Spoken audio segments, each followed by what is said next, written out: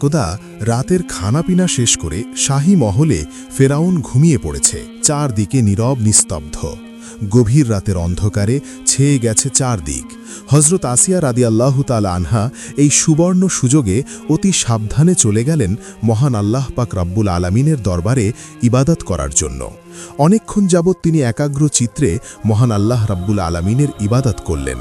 অতপর দুই হাত তুলে মহান প্রভুর দরবারে দোয়া করলেন, হে দয়ালুদের শ্রেষ্ঠ দয়ালু, হে রহমানুর রহিম, ভূমণ্ডল ও নবমণ্ডলের সব কিছু তোমার ইচ্ছায় পরিচালিত হচ্ছে, তোমার একছত্র অলিপত্তের অধিকারের মধ্যে কারো কোনো কৃতত্ব নেই। হে দয়ালু রহমানুর রহিম, আমার প্রাণের স্বামীকে তুমি হেদায়েত দাও। তিনি অবুঝের মতো নিজেকে আল্লাহ বলে দাবি করেছেন আর অহংকারের সাথে তার অবদ্ধদের উপর অত্যাচার চালিয়ে যাচ্ছেন। হে রহমানুর রহিম, হে মাবুদ, তুমি তার দিলকে সাফ করে দিও, তার মধ্যে বুঝ পয়দা করে দিও। এবং আসিয়া রাদিয়াল্লাহু তাআলা আনহু আরও বলেন, হে রহমানুর রহিম, তার ভুলকে ভেঙে দাও। হে আল্লাহ পাক রব্বুল আলামিন, আমার স্বামী নির্বোধ ও বোকা, তুমি তাকে এমন জ্ঞান দান করো যেন সেই জ্ঞানের বদৌলতে সে তার ভুল ত্রুটিগুলো উপলব্ধি করতে পারে। আমরা তোমারই সৃষ্টি, তুমি আমাদেরকে ক্ষমা করো। আমাদের সকলকে তোমার প্রদর্শিত পথে চলার তৌফিক দান করো। হে দয়াময় মেহেরবান, মেহেরবানি করে আমার এই গভীর রাতের ফরিয়াদ তুমি কবুল করো। এভাবে হজরত আসিয়া রাদিয়াল্লাহু গুনগুন করে নিজের জন্য, নিজের স্বামীর জন্য এবং দুনিয়ার সকল মানুষের কল্যাণের জন্য অনেকক্ষণ যাবৎ আল্লাহ পাক রব্বুল আলামিনের দরবারে রোনাজারি সহকারে প্রার্থনা চালিয়ে যাচ্ছেন। কিন্তু হঠাৎ তার এই করুণ কান্নার আওয়াজ ফেরাউনের কানে চলে গেল আর তৎক্ষণাৎ সে জাগ্রত হয়ে উঠল এবং সে হজরত আসিয়া রাদিয়াল্লাহু তাআলা আনহার ফরিয়াদের কিছু কথাও শুনে ফেলল। হজরত আসিয়া রাদিয়াল্লাহু তাআলা আনহা এরূপ ইবাদত বন্দেগী আল্লাহর কাছে ফরিয়াদ দেখে ফেরাউন ক্রোধান্বিত হয়ে উঠল এবং সে হজরত আসিয়াকে বলল, হে আসিয়া, তুমি সীমা অতিক্রম করেছ। তুমি আমার স্ত্রী, আমার ঘরে বসবাস করো, আমার খানা পিনা খাও, আর তুমি আমার ইবাদত না করে আমার ঘরে বসে অন্য খোদার ইবাদত করছো। এটা বড়ই অসহনীয় ব্যাপার। আমি তোমাকে বারবার হুঁশিয়ার করেছি, তুমি আমার হুঁশিয়ারির কোনো মূল্য দিচ্ছ না। এর কারণ কি? তখন হজরত আসিয়া রাদিয়াল্লাহু তাআলা আনহা অনুনয় বিনয় করে বললেন, স্বামী, আমি আপনার একজন দাসী। আমার কাজ আপনার সেবা করা, সদা সর্বদা আপনার মঙ্গল কামনা করা। আমি আপনার ইহকাল ও পরকালের সুখ শান্তি কামনা করি, আপনার কোনো বংশ ধ্বংস কামনা করি না। তখন ফেরাউন বলল, আমি তোমার ওইসব কথা শুনতে রাজি নই। আমি তোমার কার্যকলাপে অত্যন্ত অসন্তুষ্ট।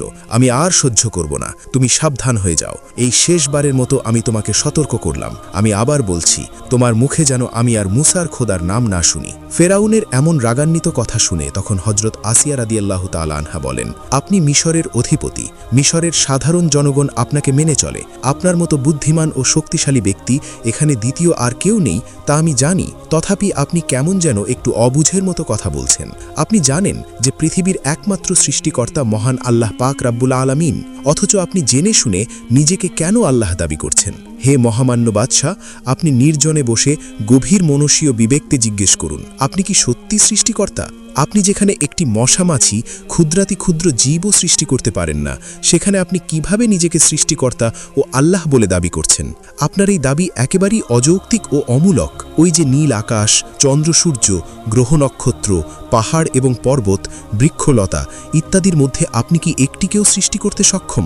এখন আপনি আমাকে মেহেরবানিপূর্বক বলুন, আপনি কোন যুক্তির পরিপ্রেক্ষিতে নিজেকে আল্লাহ বলে দাবি করছেন? হে প্রিয়তমা স্বামী, আমি জানি আপনি আমার এই প্রশ্নের কোনো উত্তর দিতে সক্ষম নন, কারণ আপনি তো সৃষ্টিকর্তা নন। অন্যান্য সৃষ্টিজীবের মতো আপনিও একজন মাখলুক। আপনি শুধু রাজশক্তি বলে এ অন্যায় দাবি করে যাচ্ছেন। বলুন, এ কথা কি সত্য নয়? ফেরাউন হজরত আসিয়া রাদিয়াল্লাহু তাআলা আনহার এসব ভাষণ শুনে বাঘের হুঙ্কার দিয়ে উঠল। সে বলল, হে বিশ্বাসঘাতক নারী, তুমি কোন সাহসে আমার সম্মুখে দাঁড়িয়ে এই সব বক্তব্য দিতে পারলে?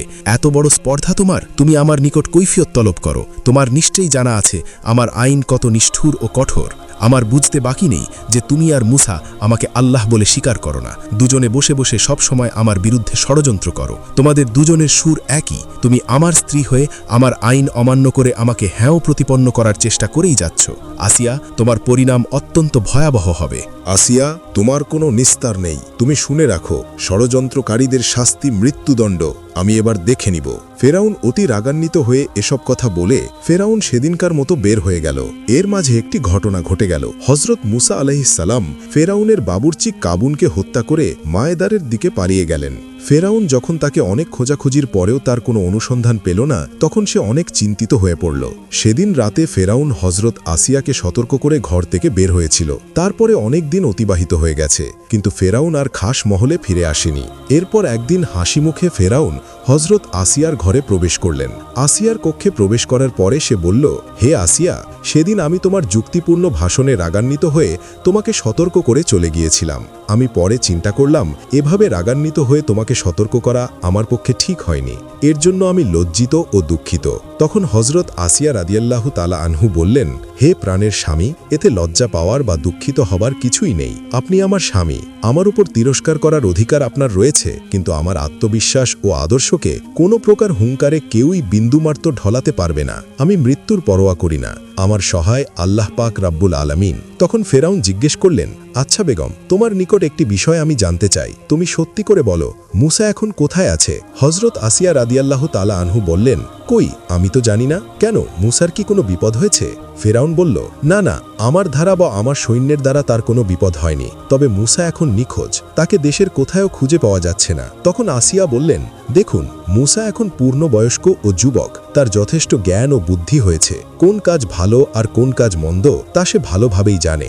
সে জানে আমাকে বলে যাওয়ার মানে আপনাকে বলে যাওয়া। ফেরাউন বলল, আমাকে বললে কি আমি তাকে হত্যা করতাম? হজরত আসিয়া বলল, দেখুন, হত্যা করতেন কিনা তা আপনি ভালো জানেন। ফেরাউন বলল, আসিয়া, আমার বড় দুঃখ যে তুমি আমার প্রথম জীবনের স্ত্রী। আজ আমরা দীর্ঘদিন যাবৎ স্বামী স্ত্রী হিসেবে বসবাস করে আছি, কিন্তু আমার দুঃখ এখানেই, মিশরের সকলে আমাকে ফেরাউন ও আল্লাহ বলে স্বীকার করে, কিন্তু তুমি আমাকে এখনো আল্লাহ বলে স্বীকার করলে না। তখন ফেরাউন বলে, আমি ফেরাউন, আমাকে সকল অন্যায় অত্যাচারের বিচার করতে হয়। মুসা আমাদের পশুপুত্র, সকলে জানে সে আমাদের ছেলে। এখন দেখো, সে কয়েকদিন আগে আমার বাবুর্চি কাবুনকে হত্যা করে পালিয়ে গিয়েছে। আমি যদি তার বিচার না করি, তাহলে জনগণ আমার সম্বন্ধে কি চিন্তা করবে? হজরত আসিয়া রাদিয়াল্লাহু তাআলা আনহু তখন বললেন, আপনার এই কথার উত্তরে আমি যদি বলি, আপনি যে এ পর্যন্ত অসংখ্য বনি ইসরায়েলের শিশুকে হত্যা করেছেন, সেই ব্যাপারে নিজের কি কোনো বিচার করেছেন? আপনি তথাকথিত জ্যোতিষীদের কথায় বিশ্বাস করে এ পর্যন্ত বনি ইসরায়েলের হাজার হাজার নিষ্পাপ শিশুকে হত্যা করেছেন। এটা কি অন্যায় নয়? আর এই অন্যায়ের কোনো বিচার নেই? ফেরাউন তখন বলল, আমি ভেবেছিলাম আজ তোমার উপর রাগ করব না, কিন্তু শেষ পর্যন্ত তুমি আমাকে আবার সেই পর্যায়ে নিয়ে গেলে। তুমি জেনে রাখো, আমি আল্লাহর দাবির দ্বারা মানুষের অন্তরে আমার সিংহাসনকে স্থায়ী করতে চাই।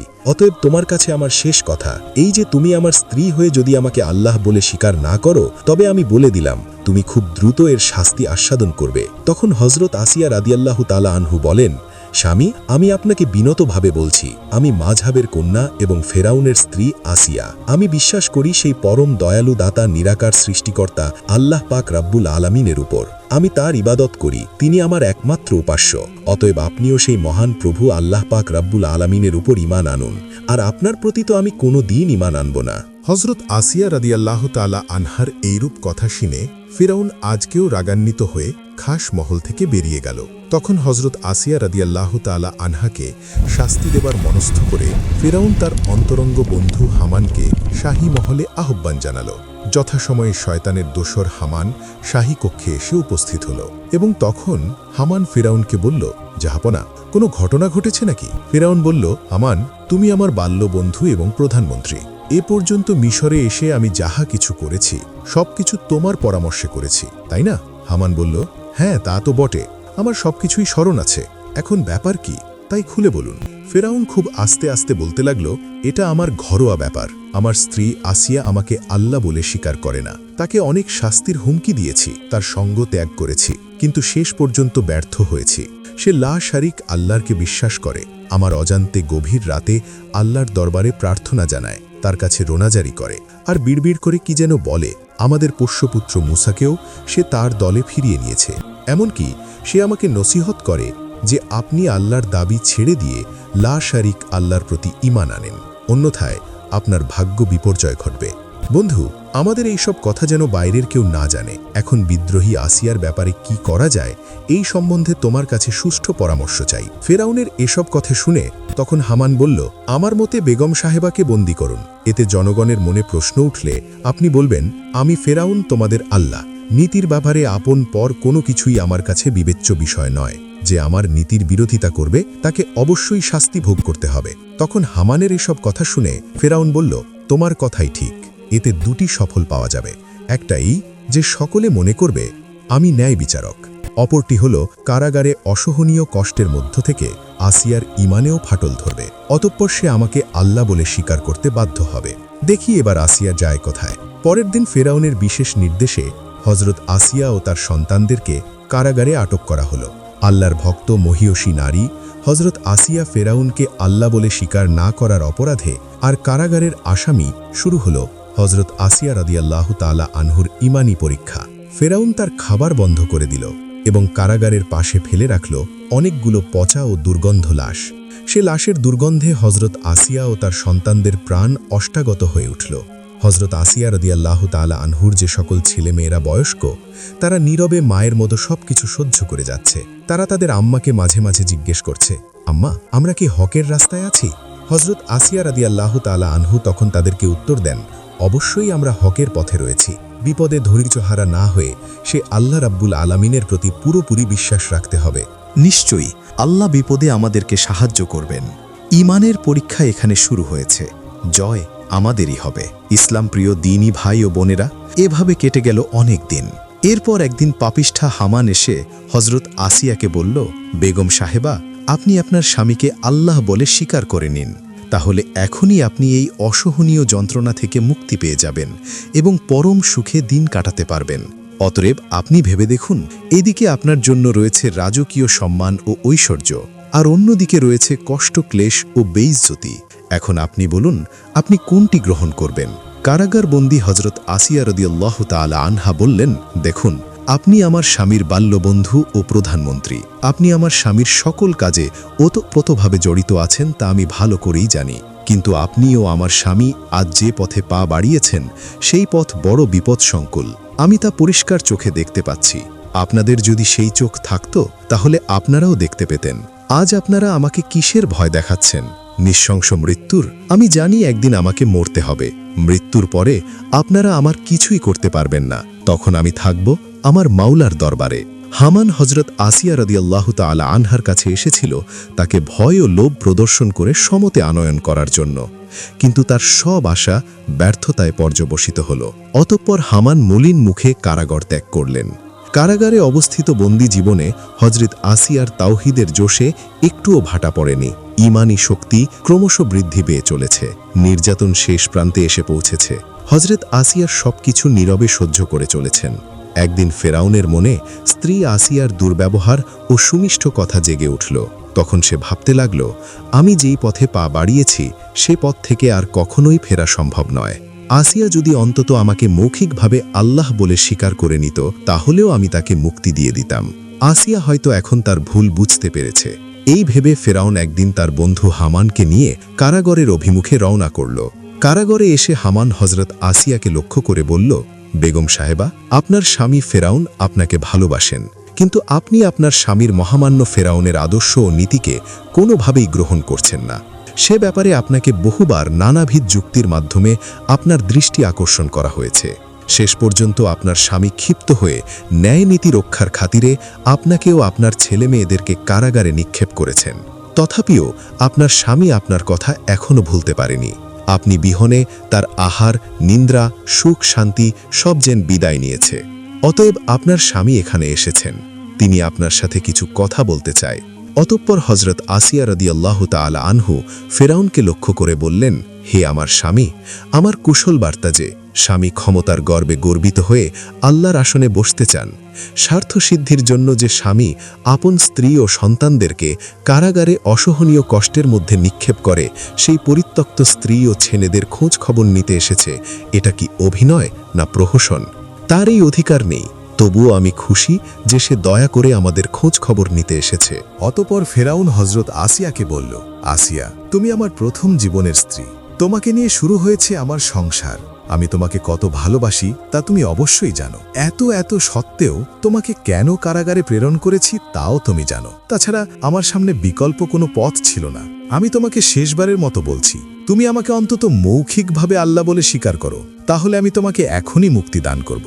ফেরাউনের এসব কথা শুনে হজরত আসিয়া রাদিয়াল্লাহু তাআলা আনহার ইমানি জোশে ধাক্কা মেরে উঠল। তিনি নির্বিচিত্তে বললেন, দেখুন, আপনি ফেরাউন হতে পারেন, কিন্তু আল্লাহ হতে পারেন না। আপনি অন্যান্য মানুষের মতো একজন সৃষ্টিজীব।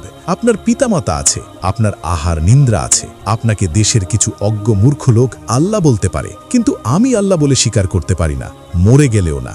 দেখুন, আমি আবার বলছি, এসব মিথ্যা দাবি ছেড়ে দিয়ে একবার বলুন লা ইলাহা ইল্লাল্লাহ, আমি খুশি হয়ে যাব।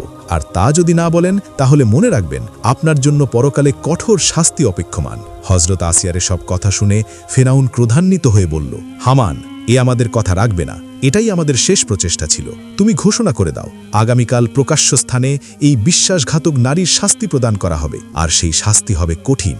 তখন ফেরাউন বলল, মিশরবাসী দেখবে ফেরাউনকে আল্লাহ বলে স্বীকার না করার পরিমাণ কতটা ভয়ঙ্কর। ফেরাউনের ঘোষণা শুনে হজরত আসিয়া রাদিয়াল্লাহু তাআলা আনহা বুঝতে পারলেন আগামীকাল তার জীবনের প্রদীপ নিভে যাবে। তাই তিনি সেজন্য প্রস্তুত হতে লাগলেন।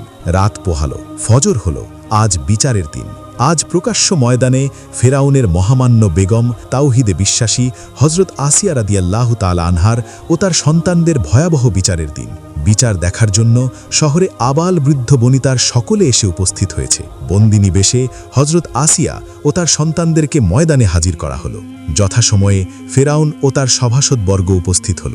ভাব গম্ভীর পরিবেশ, চারদিকে নীরবতায় ছেয়ে গেছে। সকলে উৎসুক হয়ে তাকিয়ে আছে ফেরাউনের দিকে। সে কি নির্দেশ দেয়? শেষবারের মতো বন্দিনী হজরত আসিয়া রাদিয়াল্লাহু তাআলা আনহার কাছে গিয়ে ফেরাউন বলল, আসিয়া, এখনো সময় আছে। বারের মতো বলছি, আমাকে আল্লাহ বলে স্বীকার করবে কিনা? হজরত আসিয়া বললেন, আমি সর্বশক্তিমান মহান সৃষ্টিকর্তা আল্লাহর অস্তিত্বে বিশ্বাস করি। আর আপনাকেও শেষবারের মতো বলছি, আপনিও আমার আল্লাহকে স্বীকার করে নিন। ফেরাউন বলল, আসিয়া, তুমি কার সম্মুখে দাঁড়িয়ে কথা বলছো? তুমি কি জানো আমি কে? হজরত আসিয়া রাদিয়াল্লাহু তাআলা আনহু তখন বললেন, আমিও আপনার লা শারীক আল্লাহর দাস। ফেরাউন বলল, তুমি এখনো আমাকে আল্লাহ বলে স্বীকার করো, তাহলে আমি তোমাকে মুক্তি দিয়ে দিব, অন্যথায় তোমার মৃত্যু অনিবার্য। হজরত আসিয়া রাদিয়াল্লাহু তাআলা আনহা বললেন, আমি আপনার কাছে প্রাণ ভিক্ষা চাই না, আমি আমার মাওলার দরবারে যাওয়ার জন্য উৎসুক হয়ে আছি। হজরত আসিয়া রাদিয়াল্লাহু তাআলা আনহুর এসব কথা শুনে ফেরাউন অত্যন্ত ক্রোধান্বিত হয়ে জল্লাদকে হুকুম দিল, জল্লাদ, এই অবাধ্য নারীকে নৃশংসভাবে হত্যা করার ব্যবস্থা করো। একে হত্যা করে আমি শিয়াল কুকুর দ্বারা খাওয়াবো। অতঃপর হজরত আসিয়া রাদিয়াল্লাহু তাআলা আনহা আল্লাহ পাক রব্বুল আলামিনকে স্মরণ করে আল্লাহ পাক রব্বুল আলামিনের কাছে দোয়া করলেন, হে আল্লাহ পাক রব্বুল আলামিন, আপনি আমাকে ক্ষমা করুন। এরপরে ফেরাউন বলল, তোমরা কড়াইয়ের মধ্যে তেল গরম করো। সাথে সাথে ফেরাউনের নির্দেশ পালন করা হলো। কড়াইয়ের মধ্যে তেল গরম করতে শুরু করা হলো। টকবক করে ফুটছে উত্তপ্ত গরম তেল। তেল দেখে হজরত আসিয়া রাদিয়াল্লাহু তাআলা আনহার সন্তানেরা বলল, আম্মা, আম্মা গো, আমাদেরকে কি গরম তেলের মধ্যে ফেলে মারা হবে? তার জন্যই কি তেল গরম করা হচ্ছে? হজরত আসিয়া রাদিয়াল্লাহু তাআলা আনহা উত্তর দিলেন, ভয় কি বাবা, আমরা তো আল্লাহ রাব্বুল আলামিনের প্রতি বিশ্বাস করেছি, আমরা তার কাছে চলে যাব। ওই দেখো বাবা, ফেরেশতারা বেহেশতের বাগিচায় আমাদেরকে হাত ছানি দিয়ে ডাকছে। অতঃপর ফেরাউন হজরত আসিয়াকে লক্ষ্য করে বলল, এখনো যদি আমাকে আল্লাহ বলে স্বীকার না করো, তাহলে ওই ফুটন্ত তেলের মধ্যে তোমার সকল ছেলে মেয়েদেরকে নিক্ষেপ করব। হজরত আসিয়া বললেন, হে ফেরাউন, মৃত্যুকে ভয় করি না, আমরা আমাদের মাওলার দরবারে যেতে চাই। এই কথা শুনে ফেরাউন অত্যন্ত রাগান্বিত হয়ে সে জল্লাদকে বলল, জল্লাদ, এই হতভাগিনীর সন্তানদেরকে তার সম্মুখে তেলের মধ্যে নিক্ষেপ করো। নির্দেশ অনুসারে এক এক করে হজরত আসিয়া রাদিয়াল্লাহু তাআলা আনহার 6টি সন্তানকে তেলের মধ্যে নিক্ষেপ করা হলো। বাকি রইল শুধু একটি মাসুম বাচ্চা। অবুঝ শিশুটি তার মাকে জড়িয়ে ধরল। জল্লাদ অনেক চেষ্টা করেও হজরত আসিয়া রাদিয়াল্লাহু তাআলা আনহার কাছ থেকে তাকে ছাড়িয়ে নিতে পারল না। এই দৃশ্য দেখে ফেরাউন শিশুটির কাছে আসলো। নিষ্পাপ শিশুটি মনে করেছিল ফেরাউনের কাছে গেলে হয়তো জল্লাদ তাকে ধরতে পারবে না, তাই ছেলেটি ফেরাউনের কাছে ঝাঁপিয়ে পড়ল। কিন্তু নরপিশাচ ফেরাউনের মনে দয়া হলো না। সে নিজের হাতে সেই বাচ্চাটিকে উত্তপ্ত গরম তেলের মধ্যে নিক্ষেপ করল। অতঃপর ফেরাউন বলল, আসিয়া, এবার তোমার পালা। তোমাকে আবার বলছি, তুমি একবার আমাকে আল্লাহ বলে স্বীকার করে নাও। হজরত আসিয়া বললেন, কোনো দিন তোমাকে আমি আল্লাহ বলে স্বীকার করব না। কোনো বুদ্ধিমান লোক তোমার এই পশুর মতো কাজ দেখে তোমাকে আল্লাহ বলে স্বীকার করবে না। তুমি নরধম, তুমি রক্তপিশাচ, হয় না তুমি যখন যা ইচ্ছা তাই করতে পারো। আমার আর দুনিয়াতে বেঁচে থাকার কোনো খায়েশ নেই, আমি তো আমার মাওলার দরবারে যাওয়ার জন্য উদ্গ্রীব হয়ে আছি। অতঃপর ফেরাউনের মনে ভয় দেখা দিল। সে মনে মনে ভাবতে লাগল, এই নারীকে বেশিক্ষণ বাঁচিয়ে রাখলে এর তেজোদ্দীপ্ত ঈমানের কথায় জনগণের মধ্যে ভ্রান্তির সৃষ্টি হবে। অতঃপর সে জল্লাদকে লক্ষ্য করে বলল, জল্লাদ, পৃথিবী দেখুক আইনের ব্যাপারে ফেরাউন কত নিষ্ঠুর ও নির্দয়। পৃথিবী জানুক সে যে আইনের ব্যাপারে তার নিজের স্ত্রীকেও ছাড় দেয় না। যাও, তুমি আর দেরি না করে তার শাস্তি শুরু করো। ফেরাউনের হুকুম পাওয়ার পরে জল্লাদ অগ্রসর হয়ে হযরত আসিয়া রাদিয়াল্লাহু তাআলা আনহার বুকে, পিঠে, পাঁজরে, হাতে, পায়ে ও কপালে লৌহ শালাকা বৃদ্ধ করলেন। হযরত আসিয়া রাদিয়াল্লাহু তাআলা আনহা এরূপ কঠিন শাস্তির মধ্যে থেকে শুধু এতটুকু বললেন, হে আমার দয়াময় প্রভু, তুমি আমাকে ফেরাউনের পাপপুরী থেকে উদ্ধার করে তোমার কাছে আমাকে একটি ঘর বানিয়ে দিও। এমত অবস্থায় ফেরাউন আসিয়াকে বলল, বলো দেখি, এখন আমি বড় না তোমার আল্লাহ বড়? হযরত আসিয়া রাদিয়াল্লাহু তাআলা আনহা নির্ভীক চিত্তে উত্তর দিলেন, আমার আল্লাহ সর্বশ্রেষ্ঠ মহান, তিনি ছাড়া পৃথিবীর আর কোনো দ্বিতীয় মালিক নেই। ফেরাউনের এবার শেষ নির্দেশ। সে জল্লাদকে নির্দেশ দিল, এই বিদ্রোহী নারীকে তুমি গরম তেলের মধ্যে নিক্ষেপ করো। ফেরাউনের নির্দেশে তাই করা হলো। হযরত আসিয়া রাদিয়াল্লাহু তাআলা আনহাকে উত্তপ্ত তেলের মধ্যে নিক্ষেপ করা হলো, আর সাথে সাথে তার প্রাণবায়ু বের হয়ে গেল।